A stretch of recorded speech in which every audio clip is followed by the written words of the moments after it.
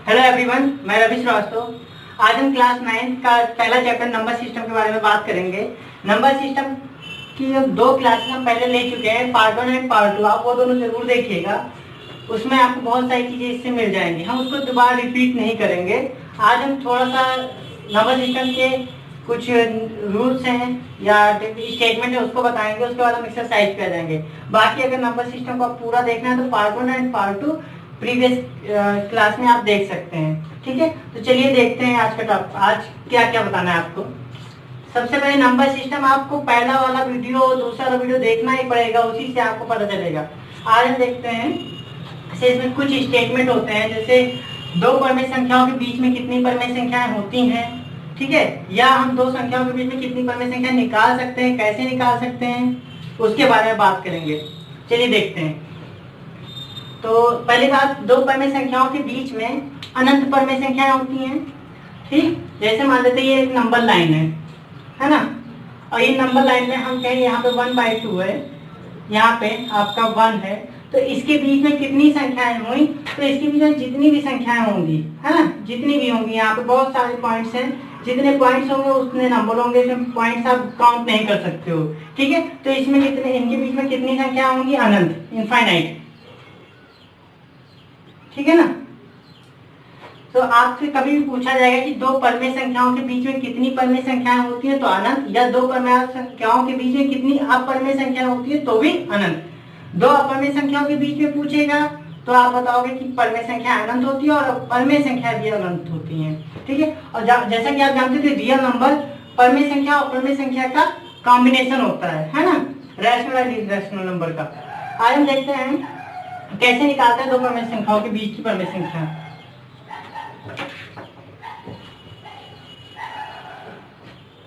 जैसे मान लेते हैं मुझसे बोल रहा है कि 1/2 और 1/3 के बीच की परमेय संख्या निकाले, एक परमेय संख्या निकालना है ना। तो हम क्या करेंगे, जब एक निकालना है तो इसमें क्या करेंगे, इसका डिनोमिनेटर सेम करें। दो तीन तरीके होते हैं, आप डिनोमिनेटर सेम करके उसके बाद इन दोनों में उतने से मल्टीप्लाई करके वो बीच की संख्या निकाल सकते हैं, है ना। कैसे, सबसे पहला मेथड बता रहा हूँ कि इन दोनों को जोड़ के आधा करते हैं। जैसे मान लो 3 और 5, 3 और 5 के बीच की संख्या जब भी हम निकालते थे तो क्या करते थे, इन दोनों को जोड़ते थे और डिवाइड करते थे। तो 5 और 3 कितना हो जाता था, 8/2। तो 5 3 8/2 कितना हो जाएगा, 4। तो ये बीच की संख्या 4 आ जाती थी, है ना। उसी तरह हम इसको भी, इन दोनों को भी जोड़ के आधा कर सकते हैं। कैसे, 1/2 प्लस 1/3 होल अपॉन 2। ठीक है, इसको सॉल्व कर देंगे आप ऊपर। तो 3 एकम 3, 2 एकम 2, तो 3 2 5/6/2 और बाई 1 भी लिख सकते हो, 2/1। इसको आप क्या लिख सकते हो, 5/6 गुणे 1/2 बराबर 5/12, है ना। तो ये 5/12 जो आया वो इन दोनों संख्याओं के बीच की परमेय संख्याएं हैं, है ना।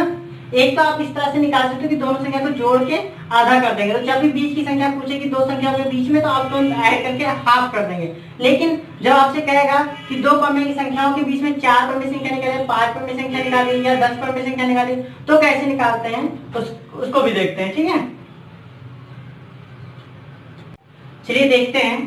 मान लेते हैं कि 1/2 और 1/3 आपका दिया गया है और कह रहा है इसके बीच में 4 परमेय संख्या बतानी है ना। तो जब भी जितनी परमेय संख्या बतानी होती है उसमें हम एक ऐड करके और उतने नंबर से इसमें इंटू कर सकते हैं, उस संख्या से हम इसमें गुणा करेंगे। ठीक है, तो देखिए अगर मुझे 4 संख्या निकालनी है ना, 4 संख्या निकालनी है इसके बीच की, तो हम 4 में 1 जोड़ेंगे, कितना हो गया, 5। अब इस 5 से हम आंसर दोनों में इंटू कर देंगे। तो चलिए देखते हैं, 1/2 गुणे 5/5, और इधर भी काम कर दीजिए 1/3 गुणे 5/5। तो यहाँ पे देखिए 5 के नम 5 हो गया और 5 तो नहीं 10 हो गया। यहाँ पे 5 के नम 5 और 5 3 15 हो गया, है ना, 15 हो गया। अब हम क्या करेंगे, इसके इन दोनों का लासा लेंगे, है ना भाई। इन दोनों को बराबर डिनोमिनेटर को सेम करना पड़ेगा ना। तो 10 के 30 होता है, 15 दूना 30 होता है, तो इसमें 3 से गुणा कर दें, इसमें 15 से गुणा कर दें। तो चलिए देखते हैं, 5/10, नेक्स्ट आगे गुणे 3/3। अब इसके डिनोमिनेटर को सेम करना है, कमा 5/15 गुणे 2/2। तो यहाँ पे कितना आ जाएगा आपका 5×15 और 10×30, ठीक है। उसके बाद यहाँ पे 5×10 और बटे 30। अब देखिए इसके बीच में 4 पढ़ने से क्या कौन सी हो जाएगी, देखिए 10/30 आप इधर लिख दीजिए और 15/30 आप उधर लिख दीजिए। अब बताइए इसके बीच में कौन कौन सी संख्या मिलेगी, 10/30 के बाद 11/30, 12/30, 13/30 और 14/30। अगर यहाँ पे अगर आपका हर समान हो जाता तो आपको ये नहीं करना पड़ता, हर समान नहीं करना पड़ता, मुझे करना पड़ा क्योंकि नहीं समान था। तो इन दोनों के बीच की संख्याएं कौन सी मिली, ये मिली आपकी, है ना। ये 4 संख्या मिली, हमें 4 संख्या तो निकालनी थी बीच की, ठीक है। तो इसी तरह आपको करना है ना। आइए एक्सरसाइज पे चलते हैं। एक्सरसाइज 1.1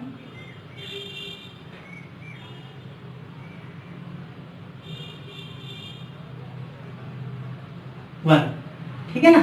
इसमें देखिए पहला क्वेश्चन कह रहा है क्या शून्य एक परमेय संख्या है, क्या इसे p/q के रूप में आप लिख सकते हैं, है ना, जहां p और q पूर्णांक है और q नॉट इक्वल टू 0। देखिए शून्य, पहला क्वेश्चन देखिए शून्य कह रहे क्या एक परमेय संख्या है, बिल्कुल है, क्योंकि 0/1 लिख सकते हैं और यहाँ पे क्या है q नॉट इक्वल टू 0 है। देखिए ऊपर वाला p होता है ये और नीचे वाला q होता है, तभी तो p/q का फॉर्म बनता है और q नॉट इक्वल टू 0 है। तो हम क्या कर सकते हैं 0/1 ले सकते हैं और हम 0/1 यानी p/q के फॉर्म में लिख सकते हैं। यहाँ पे q नॉट इक्वल टू 0 ये आपकी परमेय संख्या नहीं होगी यानी हम लिख सकते हैं, ठीक है। दूसरा देखते हैं, दूसरा क्वेश्चन इसी तरह आप लिख सकते हैं, ठीक है। दूसरा है 3 और 4 के बीच में 6 परमेय संख्या ज्ञात करनी है। 3 और 4 के बीच में 6 परमेय संख्या निकालनी है। तो मैंने कहा था अगर 4 निकालनी थी तो उसमें एक ऐड किया था, तो इसमें यहाँ पे कितने निकालनी, 6 निकालनी है, तो मुझे एक ऐड करना पड़ेगा। तो 6 में एक ऐड करेंगे तो कितना हो जाएगा 7। अब इस 7 से क्या करेंगे, इसके हर और अंश दोनों में गुणा करेंगे, तो इसका आंसर होगा क्या, चलिए देखते हैं क्या होगा। देखिए 3/1 हो जाएगा गुणे 7/7, 7 से गुणा करना है, कामा 4/1 हो जाएगा गुणे 7/7, है ना। अब यहाँ पे देखिए 3 सते 21 हो गया बटे 7 और यहाँ पे 4 सते 28 हो गया बटे 7, है ना। 21/7 28/7। अब यहाँ पे देखते हैं इसके बीच में क्या संख्या है, बीच की संख्या क्या मिली आपको, संख्याएं कौन सी मिली आपको। 21 के बाद क्या आता है 22/7। अब यहाँ पे देखिए यहाँ पे हर समान था तो मुझे हर समान करना नहीं पड़ा, तो 22/7 मिला आपको, 23/7 मिला आपको, 24/7, 25/7, 26/7 और आपका 27/7 ये मिला। ओके, तो कितनी संख्या निकालनी थी 6, 1 2 3 4 5 6, ये आपकी 6 संख्या निकल के आ गई। अच्छा जब भी आपसे पूछेगा, मान लीजिए आपसे 10 15 पूछे तो आप एक और मेथड 10 से मल्टीप्लाई कर सकते हैं, 100 से मल्टीप्लाई कर, बीच की कोई भी संख्या दे सकते हैं, है ना। लेकिन आप अभी तक ये देखिए, उसकी जरूरत आएगी तो हम बताएंगे। पांचवा क्वेश्चन कह रहा है, सॉरी तीसरा क्वेश्चन, 3/5 और 4/5 के बीच 5 परमेय संख्या ज्ञात कीजिए, ठीक है। तो इसको नोट कर लीजिए, फिर हम तीसरा बताते हैं। तीसरा देख लीजिए, क्या 3/5 और 4/5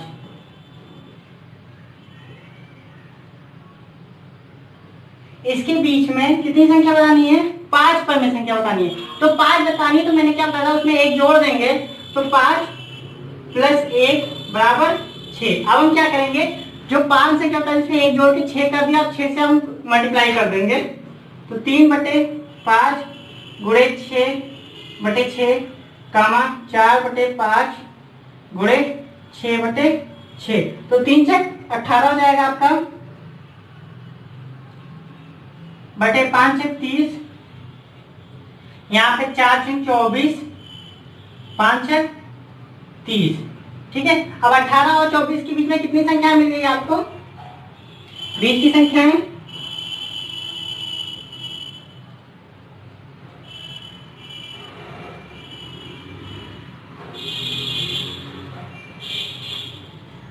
ठीक है, बीच की संख्या है 19/30। 18 के बाद 19 आता है, 19/30, 20/30, 21/30, 22/30 और आपका 23/30।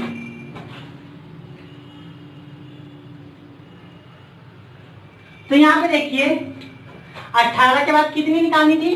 5 संख्या निकालनी थी, 1 2 3 4 5। ओके, ठीक है, नेक्स्ट देखते हैं। 4 देख लीजिए, क्या कह रहा है? नीचे दिए गए कथन सत्य है या असत्य, कारण के साथ अपने उत्तर दीजिए। ठीक है, तो पहला क्वेश्चन कह रहा है, पहला आपका क्वेश्चन कह रहा है, देखिए हम बोल देंगे, लिखेंगे नहीं। कह रहा है प्रत्येक प्राकृत संख्या एक पूर्ण संख्या होती है। ठीक है, प्रत्येक प्राकृत संख्या पूर्ण संख्या होती है। देखिए प्राकृत संख्या क्या होती है? प्राकृत संख्या तो इंग्लिश में नेचुरल नंबर ऐसे कहते हैं और इसको हम कैपिटल एन से डिनोट करते हैं। ठीक है, और ये एक लाइन खींच देते हैं अल्फाबेट से अलग दिखाने के लिए। ठीक है, उसके बाद क्या है? पूर्ण संख्या क्या होती है? पूर्ण संख्या आपकी कौन सी होती है? ये होती है ना? इसको W से लिखते हैं, होल नंबर इंग्लिश में कहते हैं। प्राकृत संख्या आपकी क्या होती है? 1 2 3 4 एंड सो ऑन। और ये आपकी होल नंबर 0 से स्टार्ट होती है, 0 1 2 3 4 एंड सो ऑन।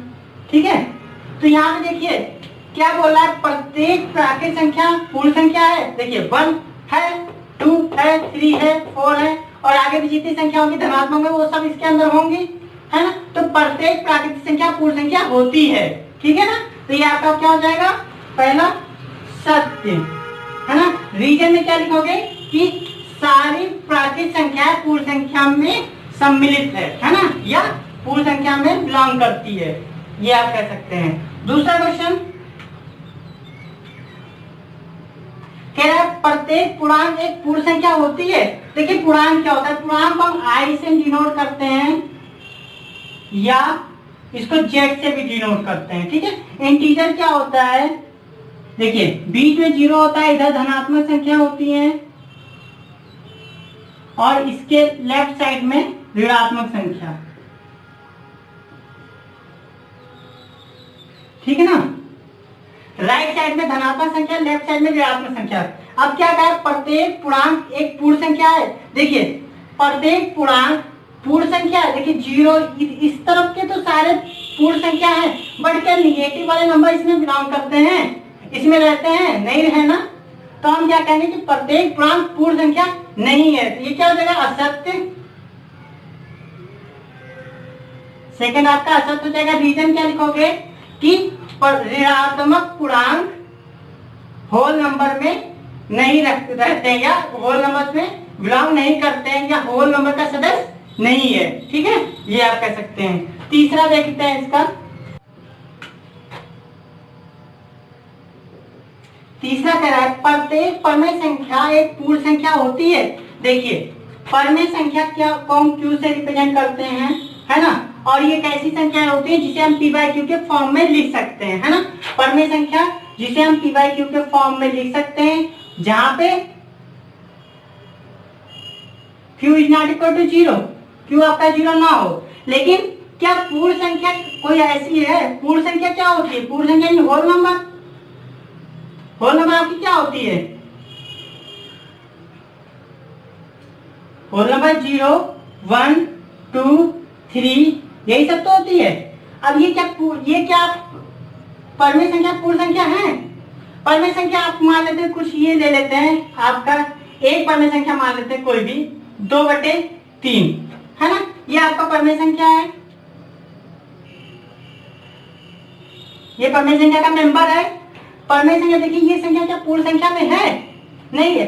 सारी पूर्ण संख्या सारी पूर्ण संख्या परमेय संख्या होती है, बट परमेय संख्या पूर्ण संख्या नहीं होती। ये आपको हम नंबर सिस्टम पार्ट 2 में भी बताए हैं, वहां से देख लीजिएगा। ठीक है, तो ये भी आपका क्या हो जाएगा 80। ठीक है, ये भी ऐसा।